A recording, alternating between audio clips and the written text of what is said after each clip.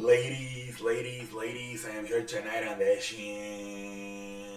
How's everybody doing here tonight, ladies and gentlemen, on a Thursday? Let's get this puppy started here tonight on a Thursday. Here tonight, ladies and gentlemen, I'm ready to have a show. I hope you, the fans, are too.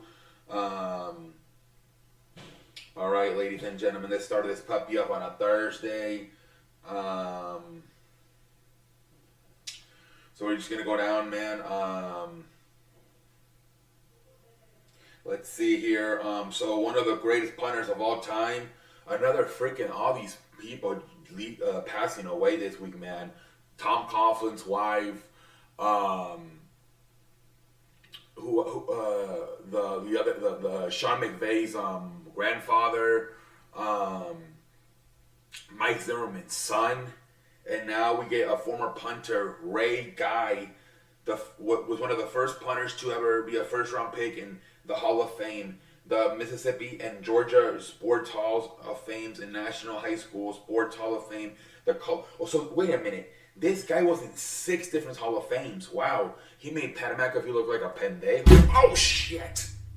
Ah shit! I just kicked my fucking butt. Jesus Christ! Oh my lord. That's the last thing we need for me to fucking go down a fucking fracture C2 Jones brain or what the fuck my fucking foot. Anyways, let me give respect to this man. I apologize. Anyways, Jesus Christ. The first punter to be first pick in 6 different Hall of Fames. The Mississippi State Georgia Sports Hall of Fame, the National High School Sports Hall of Fame, the College Football Hall of Fame, the Bay Area Sports Hall of Fame, and the Pro Football Hall of Fame, aka the NFL. Man, Ray Guy, wow, that's a good. Is that his running too? Ray Guy, good man. Rest in peace, man. Jesus Christ. Brandon Cooks will not be playing today for the Houston Texans. He's missed the last 2 practices due to personal reasons. Apparently, there's reports he is not happy. He did not get traded. So I wonder if he's going to throw a tantrum and he's going to want to be released. We'll see what happens, man. Bradley Chubb got a new contract already, an extension with the freaking Dolphins, man. 5-year extension worth $110 million.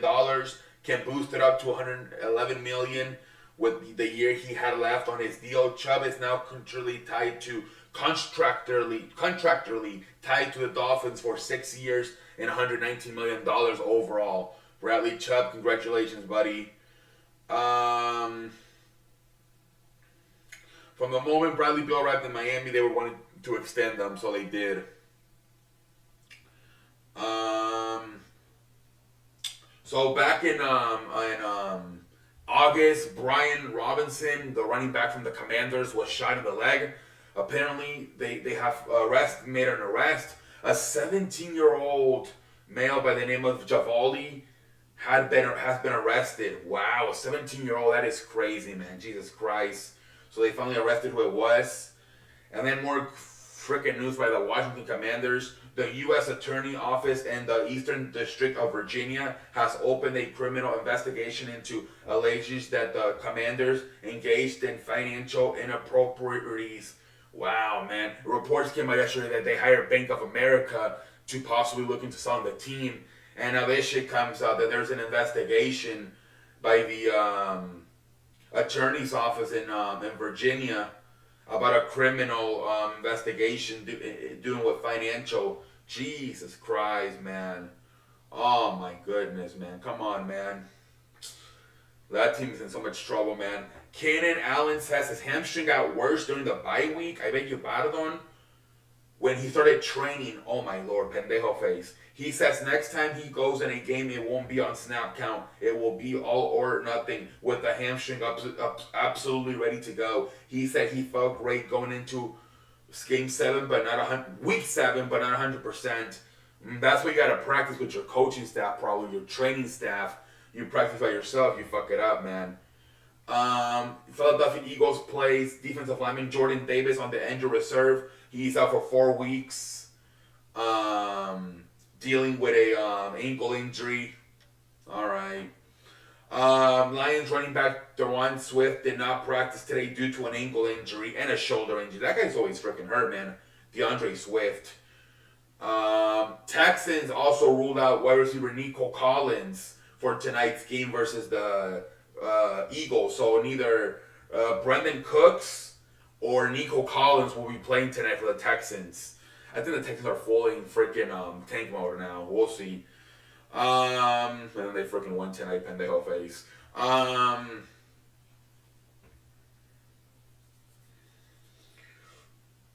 think that's it for the NFL. Let's move over to the National Basketball Association, ladies and gentlemen, here tonight on a Thursday. And we got some pretty, so according to reports, Philadelphia 76ers star James Harden has suffered a right foot tendon strain and is expected to miss a month. Wow. The Sixers 4-5 to start the season. Started 4-5. The Sixers started 4-5. The season will turn again to Joel Embiid to carry a massive load of an undermanned team. Embiid played an MVP level throughout the last season, much more on guard. Taras Maxey too has shown star potential with this James Harden injury. And that's the problem with James Harden, man. He's as he's getting older, he's getting more injuries, man. This guy used to be a full, possibly 82 game type of player, and now the last 3 years he's got his hamstrings, all these damn injuries he's getting, man, in his lower body especially, in his foot and his legs. So now he's out a month with a freaking foot injury. Jesus Christ, man. Primo has been sued by the woman with the San Antonio Spurs who he said he exposed himself to them. So Primo's in some huge trouble now, man. Adam Silver has released a statement a week after Kyrie Irving Instagram post calling it a reckless decision and that he is disappointed Irving hasn't offered an apology. Silver says he will meet with Kyrie Irving sometime in the next week to discuss this. In the statement, Irving says, I take responsibility for the negative impact of his Instagram post. He also said, I do not believe everything is in the documentary was true or it reflects my morals and principles. The statement from Irving does not include an apology. Wow. So this is a statement he made on the along with the Nets. That they put up a joint statement where he would be donating $500,000 towards towards this communities and stuff like that. But he did not offer an apology, so the commissioner wants him to apologize as well. Okay, well, we'll see how it happens. And then we got some little college basketball news. And that Gonzaga is thinking about going. Sources: Gonzaga athletic director Chris Stanford met with Big 12 Commissioner Brett Yormark, what the fuck you say it, in person in Texas last week about Gonzaga potentially joining the Big 12. This is part of border decisions that have unfolded in the recent weeks between the Big 12 and Gonzaga. So Gonzaga thinking about going to the Big 12 in college basketball. We'll see how that goes. All right. Let's see if we get more news on this side, and if not, we'll call it a night. All right.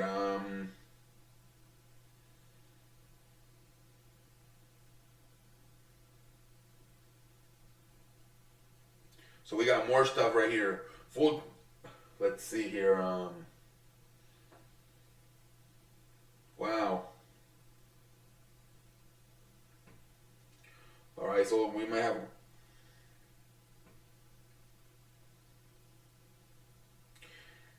Let's see, we do have more stuff coming out of this. I thought we were done with the NBA, but apparently there's still more stuff floating around. Full details on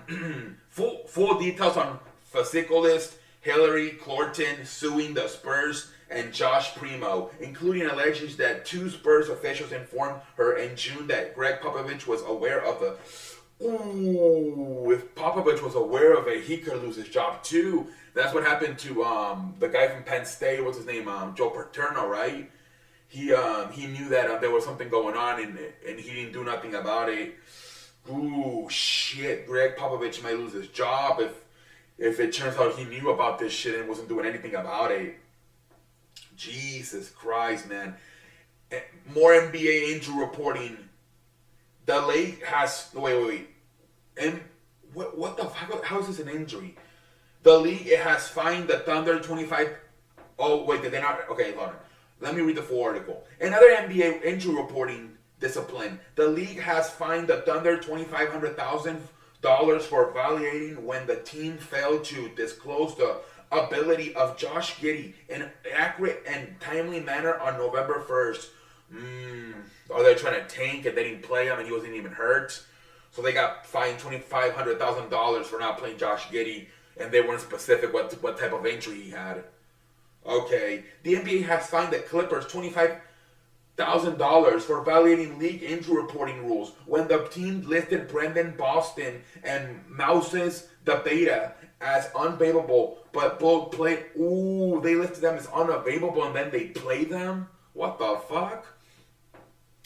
So so this is the opposite. They listed two players as injured and then they played them. Pendejo face. What the fuck? Wow, man. Jesus Christ. Let's see here.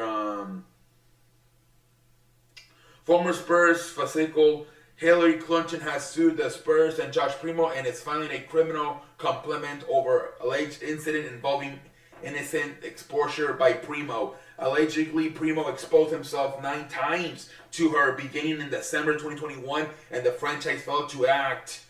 Jesus Christ. The lawsuit obtained by The Athletic alleges that Corton informed the Spurs organization of Primo's incident exposures in January, and her repeated reports went ignored. More to come on the developing. Wow. Pendejo face for the Spurs, man. They didn't do nothing about it. Jesus Christ. First time ever, all 15 NBA games on Monday will be available to watch for free on the new NBA app. All 30 teams are playing November 7th ahead of having Tuesday off to encourage voting on Election Day. Were they giving all the games out for free on the NBA app? But is it just for one day? Oh, because they want people, they're going to put... Wait a minute, we're not going to have any fucking thing to watch on... What the fuck? On Tuesday, November 8th, we won't have nothing to watch? What? I'm tired of... First time ever, all 15 NBA games on Monday will be available to watch for free on the new NBA app. All 30 teams are playing November 7th ahead of having Tuesday... No basketball games next to... I feel like a fucking 51-year-old version. No fucking games on Tuesday next week, ladies and gentlemen. What the fuck? Baseball's gonna be over. And now no games on Tuesday for the National Basketball Association. Wow, because I can't believe this is happening tonight. Oh my goodness. We might have to plan a freaking something on Tuesday, ladies and gentlemen, like a hangout or something. I can't believe this. Jesus Christ, I feel like a fucking 51-year-old version. No fucking sports on Tuesday, man. Jesus Christ, ladies and gentlemen. I am pissed off right now tonight. First star recruit and Kentucky committed Rob Dillingham is leaving Donald Academy and signing with the Overtime Elite League, sources tell. Dillingham maintains college eligibility big weeks for Overtime Elite, adding Dillingham supporting...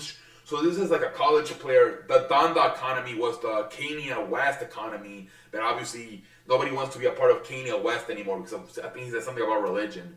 Anyways, sources for the first time NBA League, G League salaries will now be over $40,000 per, up from $37,000 since forming a union in 2020. G League salaries have increased by over $500,000. Congratulations to the G League players, as now they will be making $40,000. Wow. Cavaliers All-Star point guard Darius Garland will make his return to the lineup tonight versus the Boston Celtics. Garland had been silent since October 19 due to an injured eye suffered while playing 13 minutes in Cleveland's season opener. So Darius Garland back in the lineup tonight. And that's it for the National Basketball Association. Wow. we were low-key loaded with the National Basketball Association tonight, ladies and gentlemen. All right, let's go to Major League Baseball here tonight on a Monday. I beg you pardon. On a fucking Thursday. Pendejo face for me here tonight. Former Royals president Dayton Moore has been linked to a possible role with the Texas Rangers. Okay. Let's see here. Christian Javier, man.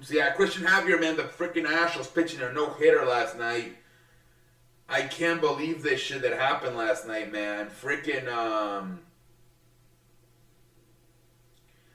after freaking, the Phillies having 5 home runs, 7 runs in game freaking 3. They get freaking no hit.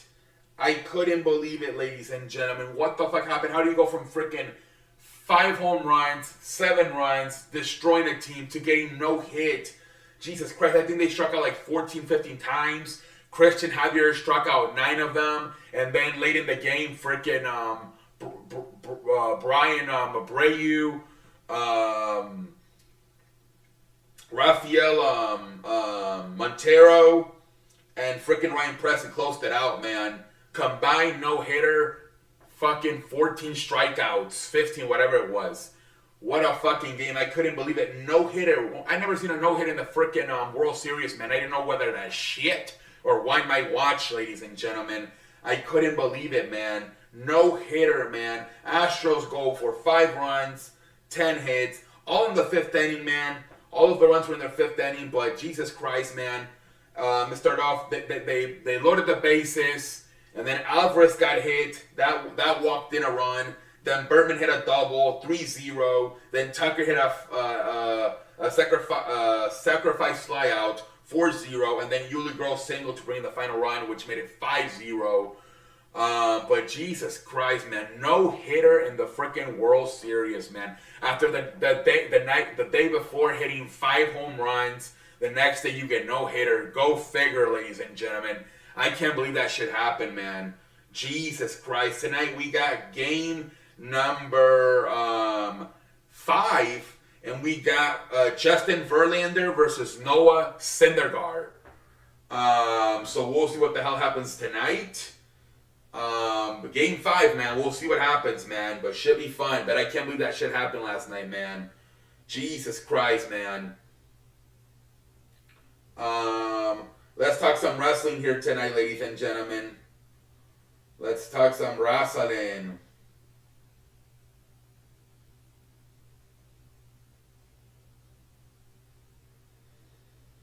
Alright. Oh, man. So CM Punk, man, they're talking about his future. Last night didn't help that one of the guys that he hates the most, Colt Cabana, actually appeared on the show to wrestle Chris Jericho for the Ring of Honor Championship. But so yesterday or a few days ago, there was a report saying CM Punk was not going to wrestle again. But then yesterday, a report came out, or today, that a friend of his said CM Punk might have gotten the wrestling bug back. He might be interested in wrestling again. So we don't know what the future is. According to reports, Triple H would be open to talking to CM Punk. So we'll see what happens, man. The Vince McMahon investigation is closed, and he's officially done with WWE. After about 7 months of investigation, they finally closed it last night. Overall, they're saying it was 4 women, $19 million. And it is for sure over. Vince McMahon is for sure out of the WWE. So there's that, man. There is that. Yesterday, the freaking investigation was closed. So 4 women, $19 million were spent by Vince McMahon with the WWE's money to pay these women to not say anything. All right, so Vince McMahon officially, investigation is closed. All right, Jeff Jarrett up here in freaking Dynamite, and we will talk about that in a few minutes, but after the show, he was named the Director of Business Development by Tony Khan, so he's got an executive role. He had an executive role during the Vince McMahon days of WWE, but then when Triple H took over, he fired him and replaced him with Road Dogg, Jesse James. So now he gets maybe a similar job. The problem is that this guy was a part of a main factor with TNA Impact back in the day, and it led to TNA really going to the shithole. So a lot of people in AEW are worried that it was not a good idea for Tony Khan to give him an executive role because of his bad history in TNA Impact back in the day. So we'll see how it goes, though. We'll see how that shit goes, ladies and gentlemen. Let's talk about Dynamite here tonight on when is it? Yeah, Dynamite. Are you ready for a good night? All right, let's see Dynamite.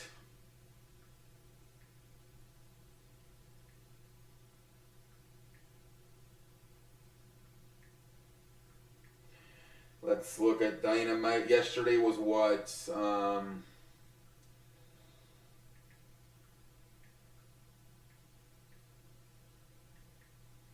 All right, Dynamite, ladies and gentlemen. This was a very weird show, man. Very mid-carder, kind of like similar, if not even worse, to what WWE put out last week with Monday Night Raw. So it started off with Darby Allin having a match with Jay Lethal, which it led to a bunch of interference.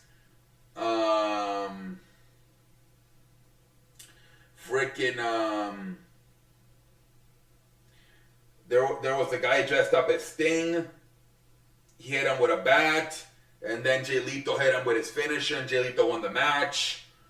Then after the freaking match is over, it was revealed that it was Cole Carter, the one who was in the Sting mask. And then after that, they start attacking Darby Allin, and then the freaking Sting song plays, and they go out to the ring waiting for Sting to come out to beat him up too. But then it turns out freaking Jeff Jarrett is behind Darby Allin. He beats the shit out of Darby Allin. He hits him with the freaking guitar. And so people can kind of go crazy as now Jeff Jarrett is on freaking AEW. I guess, the shitty-ass match, just Jay Lethal just... I don't mind Darby Allin, but Jay Lethal... But at least this, Jeff Jarrett was cool to see him in freaking AEW, hitting him with the guitar. I guess that was kind of cool. But yeah, man.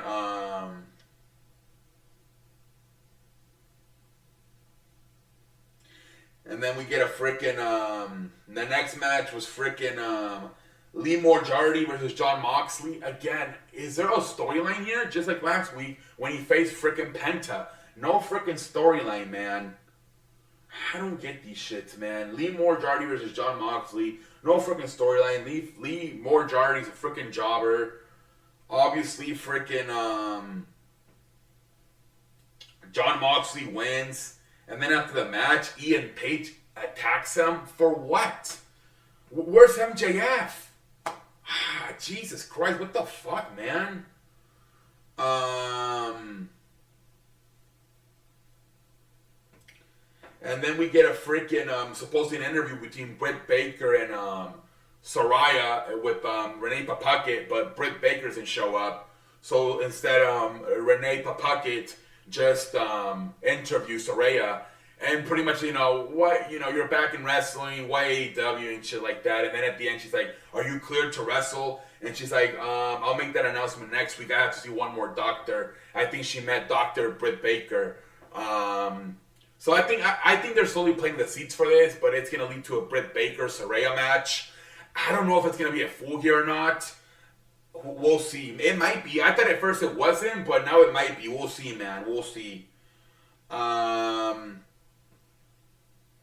And then we get it was on Billy Gunn's birthday, Daddy Ass birthday. Apparently on Rampage, they hurt his hand, so he couldn't do the scissors me thing. But yeah, pretty much, the Acclaim is giving him a bunch of gifts. And then they bring out a freaking adoption papers. The Acclaim want Billy Gunn to freaking adopt them. And it leads to obviously the Ass Boys coming out. They're pissed off. They're like, "We're your kids. What the fuck? You didn't even invite us." And then it led to freaking an attack. Morrissey and all these guys from the firm attack the freaking the Acclaim and Billy Gunn. But then FTR comes out to make the rescue. And then they grab the tag team titles and they look at them and then they hang them off to the Acclaim.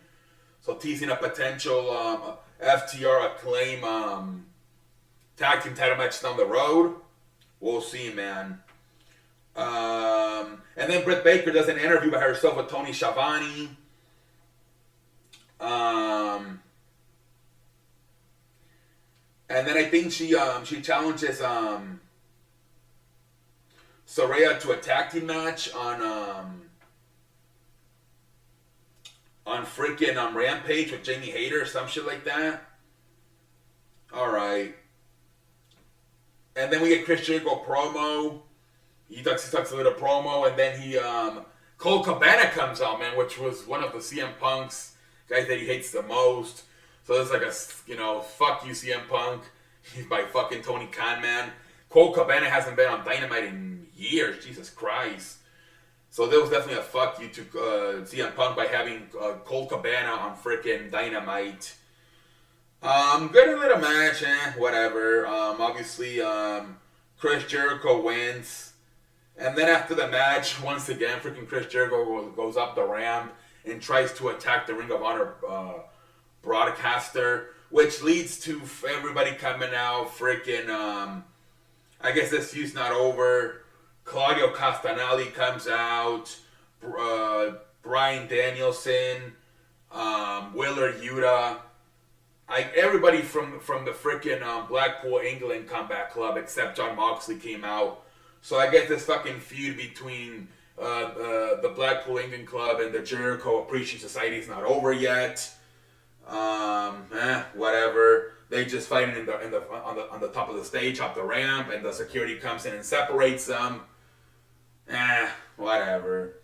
I don't know this. I think they just want to keep this feud alive. I don't know why.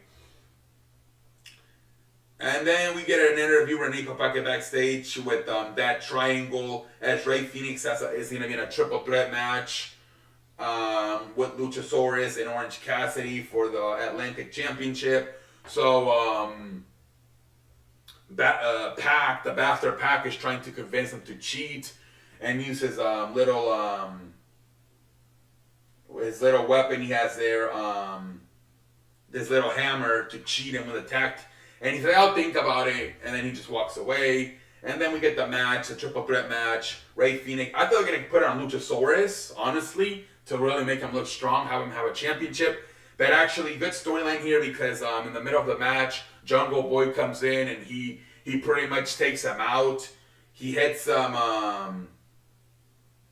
with a freaking chair shot, and I think he fell into a table. Yeah, he hit him with a chair. And then he freaking puts him through a table. So Jungle Boy takes out Luchasaurus. In a way, it protects Luchasaurus because then he gets taken out with a chair and then put in through a table. And then he doesn't really lose the match. So then it just pretty much becomes a freaking one-on-one match. Orange Cassidy and Rey Fenix. Pac, it's existing that Rey Fenix uses the freaking hammer. But Rey Fenix doesn't want to use the hammer. So, at least him losing the match. Superman Punch. I think they call it Orange Punch by Orange Cassidy. And Orange Cassidy wins and he retains the Atlantic Championship. Yeah, it was cool, whatever.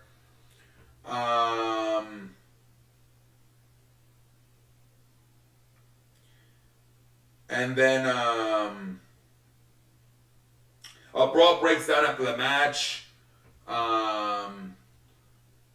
The Bastard Pac starting to beat the hell out of Orange Cassidy. Then the Best Friends come out, but then a freaking Japanese guy comes out Katashuki Shakashuka, and I think it's gonna set up a match on Rampage between Orange Cassidy and Katashuki Kabashuka. I don't know who he is from New Japan, but whatever. So I think, yeah, we'll see, man. They're saying that Mike Tyson's gonna be special guest commenting on Rampage. I always say I'm gonna watch Rampage, and then I never do. Especially this, where we got that freaking wrestling pay-per-view, man, Crown Jewel. And then we get a backstage segment with Tony Schiavone, and they have Rick Ross is there. Swerve and Keith Lee.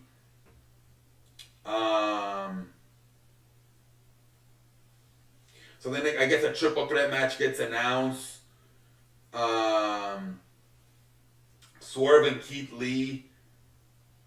Or it's gonna be an 8-man tag team match, I guess. Swerve and Keith Lee and the Ass Boys versus the Acclaim and FTR. So an 8-man tag team match for next week on Dynamite. Okay, and then we get Marina Shafari versus Jade Cargill. A freaking Nalga Rose and Vicky Guerrero. I guess they stole the TBS Championship. So the whole time, they're up on the stage talking and trying to distract Jade Cargill. Obviously, for a minute there, it looked like she was going to get disqualified, counted out. But then she gets back in the ring. And she freaking wins the match. And then after that, she tries to chase Nalga Rose and Vicky Guerrero down, but she can't. And so, that's whatever. And then we get a freaking video package where it's the House of Black promo, man. Where Julia seems to drown King Brody and Aleister Black and Buddy Matthews are drowned, and then they get set on fire, and then they rise again. So are they back again? Because didn't they say Aleister Black was released, and now but I guess they're coming back now if they did a promo with them. So we'll see, man. And then we got this was the main event, man. The Ring of Honor Television Champion Brian Cage versus Samoa Joe. Whatever. Samoa Joe wins. It was a good match, and then at the end, Samoa Joe wins with a Coquina clutch. Then after the ring, the Ambassador come out. They attack Samoa Joe, but then Wardlow comes out, and then freaking Hobbs, who hasn't been on TV for a few weeks, comes in and he attacks Wardlow, and then he grabs the TNT Championship and raises it up in the air. So now we're teasing a Hobbs versus Wardlow match for the I would not mind that at all. That would be a good match. Hobbs versus Wardlow for the TNT Championship match, honestly. But yeah, man. Very mid-card show. I don't know where the fuck MJF was. John Moxley, you have him instead wrestle Lee Moriarty and then get attacked by Ethan Page. This felt like a very mid-card show to me. I don't know, man. I don't know because of the World Series and they feel they're not going to get good views. They just kind of say, you know what, let's just not put the greatest show in the world because a lot of people might not even watch it. Let's save it up for the future. Yeah, but this was a very mid-card show. You still had some people on, Chris Jericho was on, John Moxley. You still had people on, but, wrestling mid-carders like Jericho wrestling Colt Cabana, John Moxley wrestling Lee Moriarty. And then we also got the Young Bucks and Kenny Omega. They had another promo too, a video package. Again, they passed them winning the trio championships at All Out, but then it gets kind of deleted. Just like last week, it gets erased. And then at the end, they put the AEW logo on and they erased the E.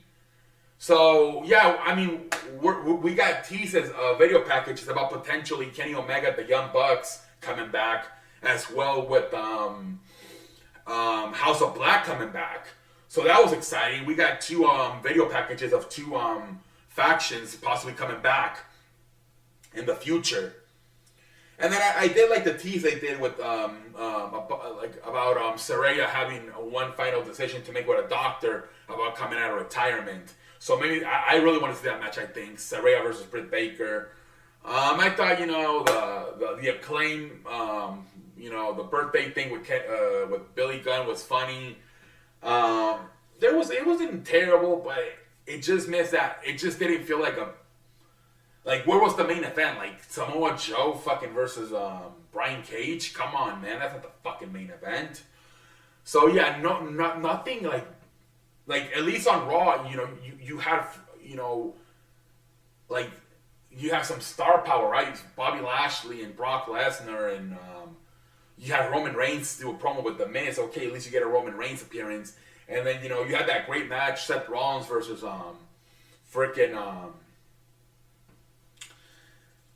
Austin Theory, who they're trying to build them as possibly the next star, Austin Theory. Here, it just seems like you did have stars, but against mid-carders like Colt Cabana. Are we going to see Colt Cabana next week? Most likely not. There's a good chance we don't see Lee Moriarty next week. There's a good chance we don't see Brian Cage next week, right? You have all these stars, but they're few with mid-carders, so there's a good chance we're not even going to see next week, right? Like, at least we know we're going to see Austin Theory next week on Monday Night Raw. At least we know we're going to see The Miz next week on frickin' Raw, right? Where these guys are few with mid-carders, so we don't even know if we're going to see next week on Dynamite's edition. What's the point of wasting your time? But anyway, until next time, I don't think, was Penton tonight? I don't think he was. Maybe on the corner with Ray Phoenix, but he didn't have a match. Anyways, I'm out like a light.